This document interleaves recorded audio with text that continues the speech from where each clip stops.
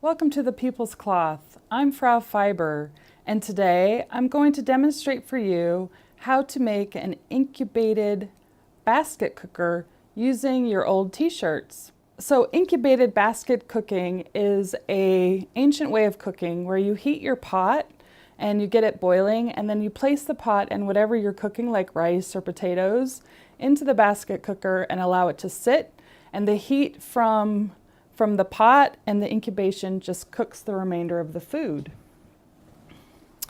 This is a bigger version, which I use for making yogurt. So to start the process, you need to choose your materials. You should have a good pair of fabric scissors and also nice, strong safety pins. You also want to choose out of your closet t-shirts. First thing I'm going to show you how to do is how to cut the interior of the coil. So that's the part that's going to be inside. You just want to start at the bottom of your t-shirt. And you want to cut so it's about a 3 to 4 inch wide strip.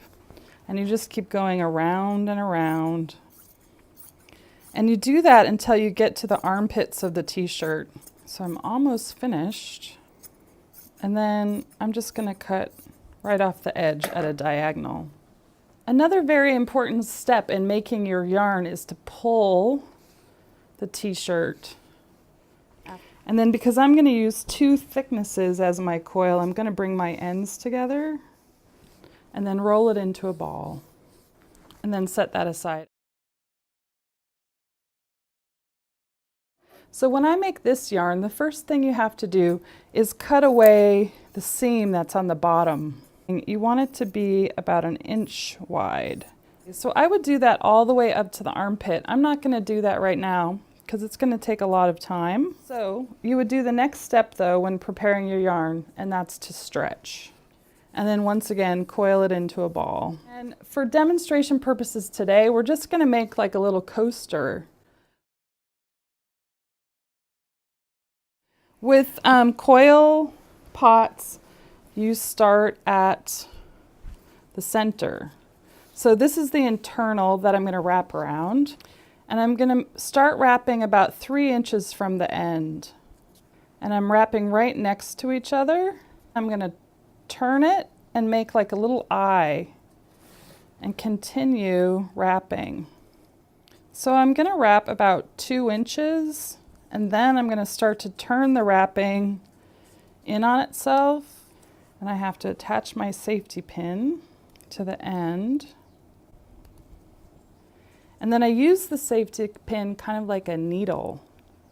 So I put it down through the hole and then pull. And pull it as tight as possible. Okay, then I'm going to wrap about 4 to 6 times.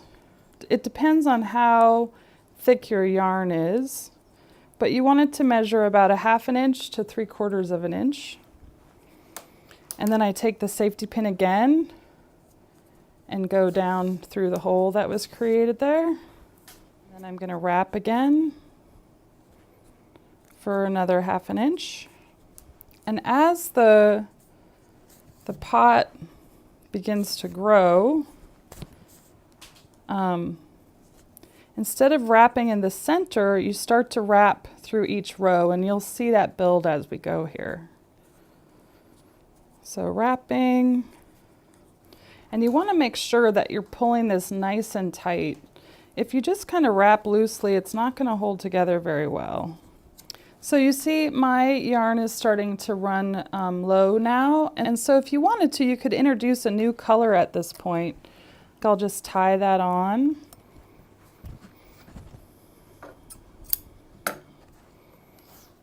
Once again, you need to attach the safety pin to it and then start to wrap. It's good then to kind of hide the knot. Now I'm starting to go on the row that I just made on this outside. So instead of going into the center, I'm pushing the needle between the rows.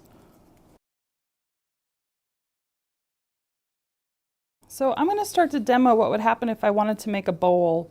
When you would start your bowl, you would, instead of just going flat, you would start to bring the coil up on top. So that's the major shift between doing a coaster or a trivet and then starting to make a bowl or a basket for a cooker. And you can see this is hard work. I'm sweating. It's really hard work making incubated basket cookers, so be prepared. You know, I'm Frau and I do like a sweatshop. Okay, so now I'm getting ready to start the second row, which is going to be now on top of the row that we just did. Instead of going to the bottom, we're coming up the sides. Twice, and then go through that last row. And then towards the very end, we're just going to attach with that last row and wrap simultaneously. So the coil gets all covered up. And then go back on the wrap a little bit too, just to make sure that all of the internal part is covered and secure. And then you can just go through and make a slip knot with your safety pin. And then maybe go back and forth a little bit to use up some of the slack. And then just go ahead and cut it off. And that's a very simple, small scale version of an incubated basket. So thank you for tuning in and enjoy your basket making.